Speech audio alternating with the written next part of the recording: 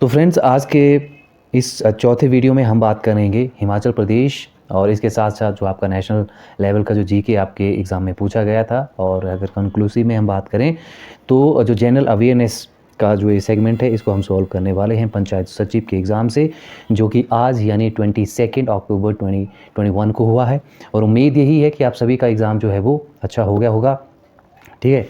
और यदि हम बात करें जो पेपर का लेवल था, तो लेवल तो खैर सेक्रेटरी के एग्ज़ाम में उतना ख़ास होता नहीं है, फिर भी कुछ एक क्वेश्चन काफ़ी अच्छे पूछे गए थे, काफ़ी ट्रिकी क्वेश्चंस थे, ठीक है।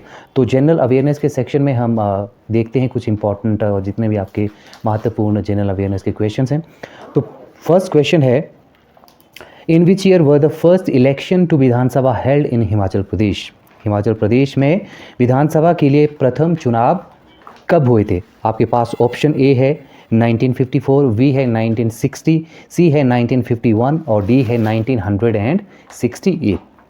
तो यहाँ से जो इसका राइट आंसर बनेगा वो बनेगा आपका ऑप्शन सी।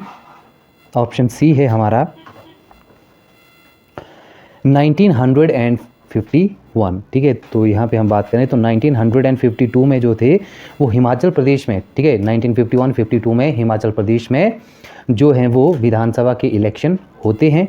और इसमें अगर total number of Vidhan Sabha seats की यदि हम बात करें तो वो 36 होती हैं। और 36 में से अगर हम बात करें कांग्रेस पार्टी की, तो कांग्रेस पार्टी जो है यहाँ से 24 सीट्स को जीत कर जो है वो स्पष्ट बहुमत हासिल करती है। और इसी कड़ी में YS परमार आप देखते हैं कि ये हिमाचल प्रदेश के जो हैं वो फर्स्ट CM बनते हैं, ठीक है। ये भी आप यहाँ से ध्यान में रखें। तो इसका जो आंसर बनेगा वो होगा ऑप्शन सी 1951। और इसके साथ एक और चीज़ आप यहाँ से याद रखें, जो KL मेहता थे, KL मेहता ये जो हैं वो पहले जो सचिव हैं वो नियुक्त किए जाते हैं। और इसके साथ साथ आप ये भी जान लें कि जो YS परमार के साथ साथ जो हमारे पहले उपराज्यपाल बने थे वो थे जनरल हिम्मत सिंह, ठीक है। ये भी आप इम्पॉर्टेंट एक एस्पेक्ट है, इसका फैक्ट है, इसको भी आप याद रखें। अब बात करते हैं अगले क्वेश्चन की। अगला क्वेश्चन है, who has been appointed as 48th chief justice of India. भारत का 48वां मुख्य न्यायाधीश किसे चुना गया है? ऑप्शन ए है अरविंद बोबडे, बी है NV रमना, सी है दीपक मिश्रा और डी है तीरथ सिंह ठाकुर। तो यहाँ से जो राइट आंसर बनेगा वो बनेगा ऑप्शन बी NV रमना, ठीक है। ये 48th CJI हैं। अब देखिए CJI, हम बात करें चीफ जस्टिस ऑफ इंडिया की या फिर हम बात करें सर्वोच्च न्यायालय की, तो सर्वोच्च न्यायालय का जो गठन है, ठीक है, वो अनुच्छेद 124 में जो है वो बताया गया है, ठीक है। चीफ जस्टिस या फिर आप हायर या सुप्रीम कोर्ट की बात करें तो सुप्रीम कोर्ट जो है वो आर्टिकल 124 में बताया गया है। वहीं पे हम इसके साथ साथ ये भी देखें कि भारत का जो एक तरह से यदि आपको मुख्य न्यायाधीश बनना है तो इसके लिए आपने कम से कम 10 साल जो है वो एडवोकेट के रूप में काम किया हो और 5 साल आप जो हैं वो हाई कोर्ट के जज रहे हों, तभी जाके आप जो हैं वो सुप्रीम कोर्ट के चीफ जस्टिस जो हैं वो बन सकते हैं। इतनी जानकारी आप याद रखें।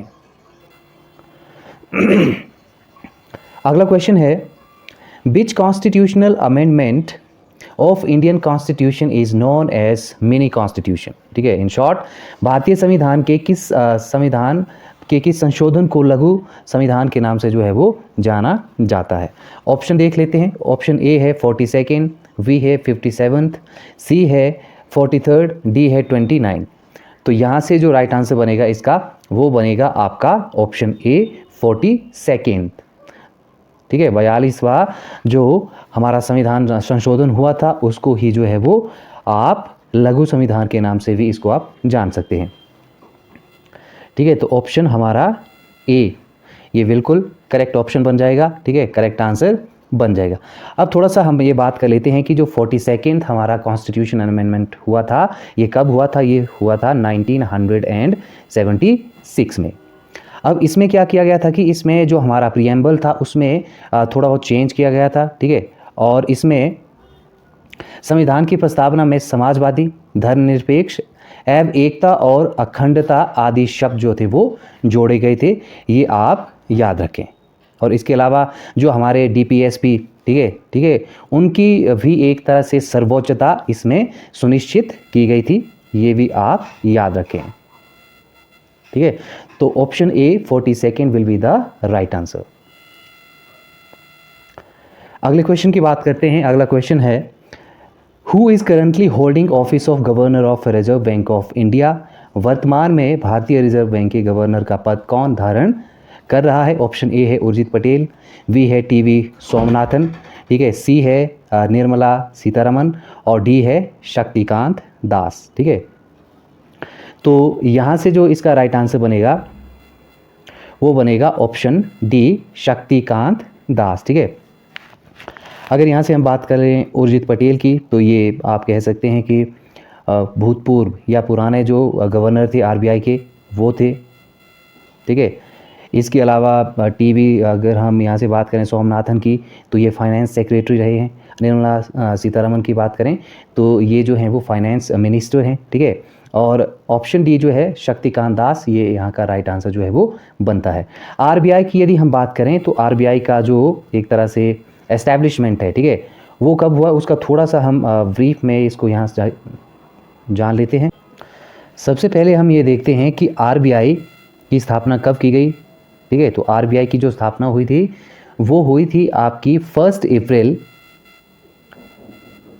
1935 में। ठीक है, और इसके जो फर्स्ट गवर्नर थे वो थे ऑसबर्न स्मिथ। ठीक है, इस तरह से आप इसको याद रख सकते हैं। और यदि हमें इस तरह से पूछा जाए कि जो फर्स्ट भारतीय थे जो कि आरबीआई के गवर्नर बने थे आफ्टर इंडिपेंडेंस, तो वो कौन बने थे? तो वो बने थे सीडी देशमुख, ये आप याद रखें। अब बात करते हैं अगले क्वेश्चन की। अगला क्वेश्चन है, हाँ जी, नेक्स्ट क्वेश्चन है, para Olympics 2020 was held in which country? Option A है कुवैत, बी है ताइवान, सी है मलेशिया, डी है जापान। ठीक है, तो यहाँ से जो राइट आंसर बनेगा वो बनेगा ऑप्शन डी, जापान और टोक्यो। ठीक है, जापान के टोक्यो में ये जो पैरा ओलंपिक के गेम्स थे वो हुए थे। अगला क्वेश्चन है, who has been appointed as 46th president of United States of America? संयुक्त राज्य अमेरिका का 46वां राष्ट्रपति किन्हें चुना गया? ऑप्शन ए है कमला हैरिस, बी है बराक ओबामा, सी है जो बाइडेन और डी है डोनाल्ड ट्रंप। तो इसका जो राइट आंसर आएगा वो आएगा ऑप्शन सी, जो बाइडेन जो थे ये 46th नंबर के प्रेसिडेंट ऑफ अमेरिका थे और ये जो थे वो डेमोक्रेटिक पार्टी को बिलोंग करते थे। इतना आप याद रखें।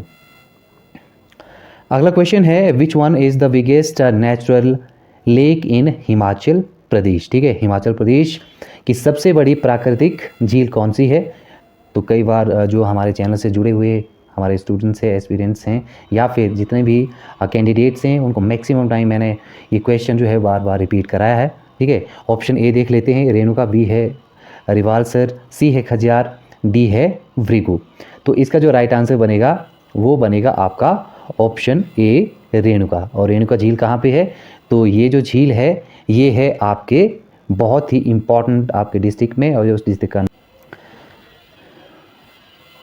सिरमौर। ठीक है, सिरमौर में जो है वो रेणुका झील लोकेटेड है सतलुज नदी पे। और इसकी बात करें तो इसकी जो लंबाई है वो 2.5 किलोमीटर है। ठीक है, तो इस तरह से आप इसको याद रखें। और यहाँ पे भगवान परशुराम और उनके पिता जमदाग्नि और रेणुका तीनों की जो लेजेंडरीज हैं वो जुड़ी हुई हैं, और इसकी जो आकृति है वो सोई हुई स्त्री के समान जो है हमें दिखाई पड़ती है। इसके अलावा यदि हम बात करें जो अगली यहाँ पे बताई जा रही हैं आपकी जितनी भी लेक्स हैं, रिवालसर आपकी मंडी में है। ठीक है, रिवालसर जो है ये मंडी में है। ठीक है, खजियार चंबा में है, भृगु ये कुल्लू में है।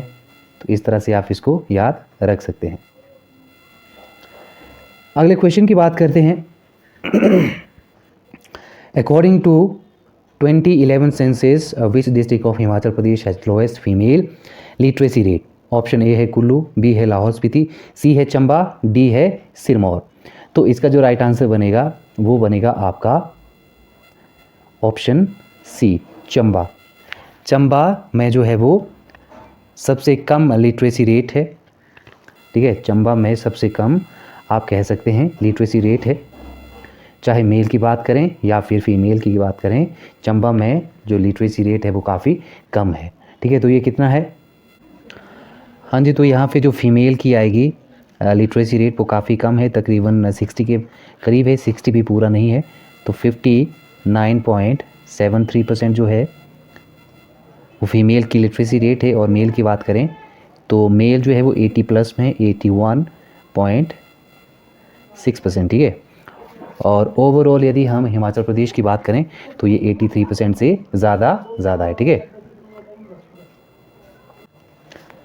तो ये थी इस क्वेश्चन के साथ अतिरिक्त जानकारी। अब हम बात करते हैं अगले क्वेश्चन की। अगला क्वेश्चन है हमारा 49th क्वेश्चन है, Rohtang pass connect the Kullu valley with which valley. Option A है जोगिंद्रनगर वैली, बी है कांगड़ा वैली, सी है Lahaul and Spiti valley, D है सतलुज वैली। तो यहाँ से जो इसका राइट आंसर बनेगा गाइस वो बनेगा आपका option C, Lahaul and Spiti valley. और रोहतांग जो पास है, ठीक है, यहाँ से आपकी जो बहुत इम्पॉर्टेंट आपकी रिवर है, ठीक है, ब्यास, वो यहाँ से जो है वो निकलती है, ठीक है, भृगुतंग से। ये आप यहाँ से इस तरह से याद रखें, भृगुतंग। तो option C will be the right answer. अगले क्वेश्चन की बात करते हैं। अगला क्वेश्चन है, who is secretary general of United Nation. Option A है एंटोनियो गुटेरेस, बी है बान की मून, सी है कर्ट वाइल्डहाइम, डी है आपका कोफी अन्नान। तो यहाँ से जो राइट आंसर बनेगा वो बनेगा आपका option A, it is Antonio Guterres, और बी है बान की मून। तो ये भी जो थे वो secretary general of United nation जो है वो रह चुके हैं।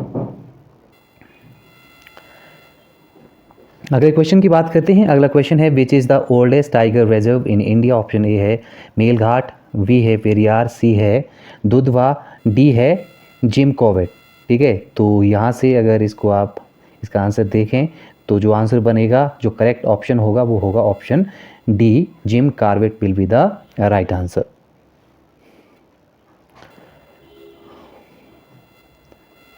अब बात करते हैं अगले इम्पॉर्टेंट क्वेश्चन की। अगला इम्पॉर्टेंट क्वेश्चन है, which part of Indian constitution is called as soul of constitution. Article 14, article 32, article 29 या फिर डी आर्टिकल डी ऑप्शन है आपका आर्टिकल 52। तो यहाँ से जो राइट आंसर बनेगा वो बनेगा आपका option B, it is article 32, ठीक है।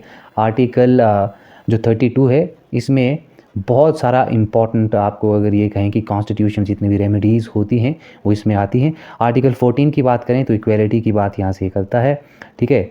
और यहाँ पे यदि हम बात करें आर्टिकल 29 और आर्टिकल 52 के बारे में तो ये भी काफ़ी इम्पॉर्टेंट है। इसमें जो है वो, तो आर्टिकल जो हमारा यहाँ से 29 जो ऑप्शन सी में हमें दिया हुआ है, ये हमें क्या बताता है कि संस्कृति, ठीक है, संस्कृति एवं शिक्षा संबंधी अधिकार जो है हमें इसमें जो है वो दिए जाते हैं। कोई भी अल्पसंख्यक माइनॉरिटीज़, ठीक है, वर्ग अपनी भाषा, अपनी लिपि और अपनी संस्कृति में जो है वो उसको सुरक्षित रख सकता है, ठीक है।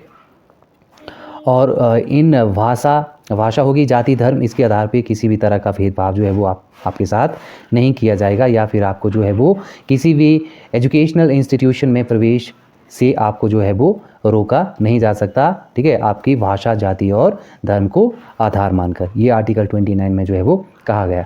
यदि हम आर्टिकल 52 की बात करें तो आर्टिकल 52 जो है वो प्रेसिडेंट के बारे में हमें बताता है कि they will be a president, ठीक है। प्रेसिडेंट के जो जितना भी उनका जो एक तरह से एक रहता है, जो भी काम उनका, उनके बारे में आर्टिकल हमें 52 जो है वो बताता है।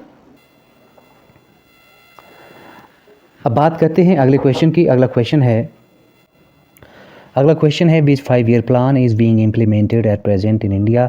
ऑप्शन ए है 9th, बी है 11th, सी है 14th और डी है 6th, ठीक है। तो यदि हम 5 years की बात, 5 years जो हमारे प्लान हैं उनकी बात करें तो अभी 12th जो है वो 12 से 17 के बीच में जो है वो चली हुई है। लेकिन ये क्वेश्चन थोड़ा अलग सा है, क्योंकि वो यहाँ पे बिल्कुल ऑप्शन ए में 9th है, 12th जो है वो यहाँ पे बिल्कुल भी मेंशन नहीं किया गया है। तो ये क्वेश्चन थोड़ा सा डाउटफुल है।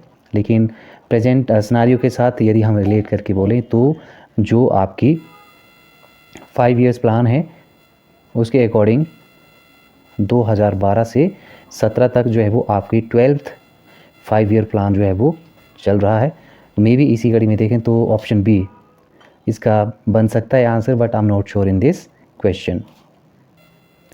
ठीक है,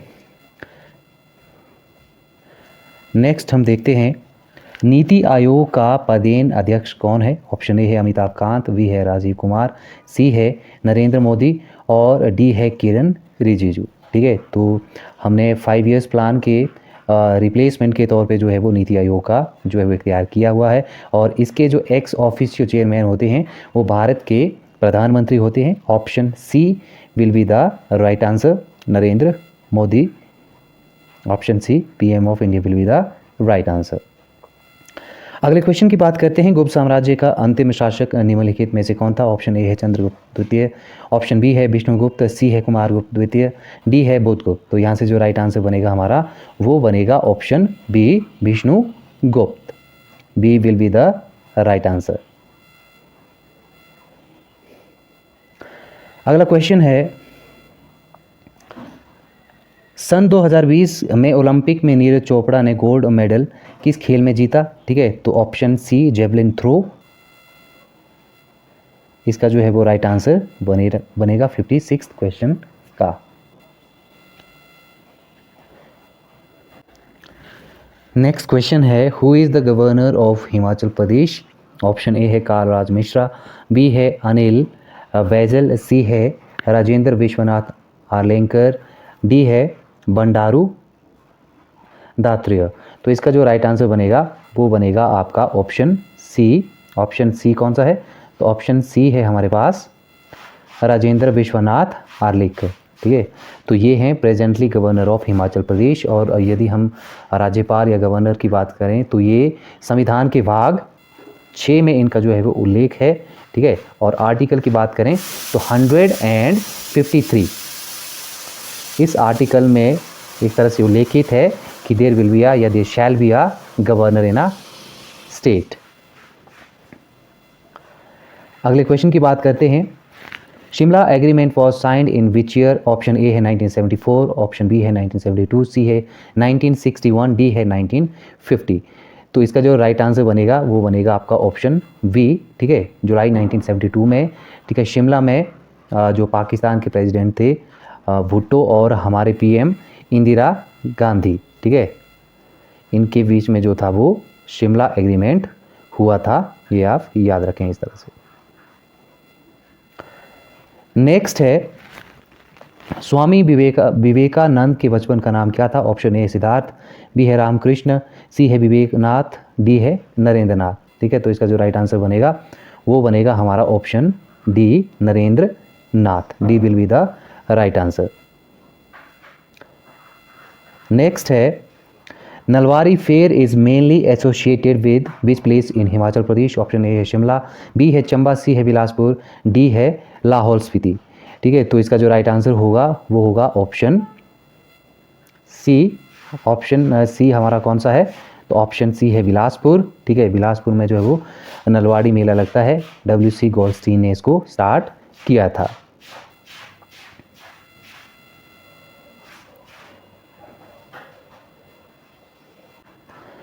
तो गाइस ये थे हमारे इम्पॉर्टेंट क्वेश्चंस जो कि पंचायत सचिव के एग्ज़ाम में पूछे गए थे। अब यहाँ पे मैं एक और बात आपको बता दूं कि ये जो एग्ज़ाम है ये काफ़ी इंपॉर्टेंट रहते हैं। आप ज़रूर इनको जो है वो फिल करते रहो, और साथ ही साथ आप ये भी ध्यान में रखें कि ये क्वेश्चन जो है वो अगेन एंड अगेन क्या करते हैं, रिपीट ज़रूर होते रहते हैं। तो आप ज़रूर इनको सॉल्व भी करते रहें, इनको ज़रूर देखते भी रहें, लर्न भी करते रहें, और साथ ही साथ इनको आपने जो है वो रिवाइज़ भी करते रहना है, क्योंकि क्वेश्चन जो है वो काफ़ी रिवाइज़ होते हैं। ठीक है, तो आज की इस वीडियो में इतना ही। आई होप कि आपको वीडियो पसंद आई होगी। अगर आपको पसंद आई हो तो लाइक शेयर ज़रूर कर देना। अगर आप नए हैं चैनल पर तो चैनल को सब्सक्राइब कर लेना और बेल आइकन प्रेस कर देना। Thank you very much, take care and good bye.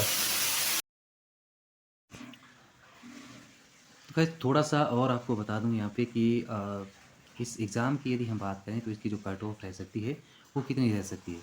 वो हम थोड़ा-सा यहाँ पे बात कर लेते हैं क्योंकि ये बात करना काफ़ी ज़रूरी है।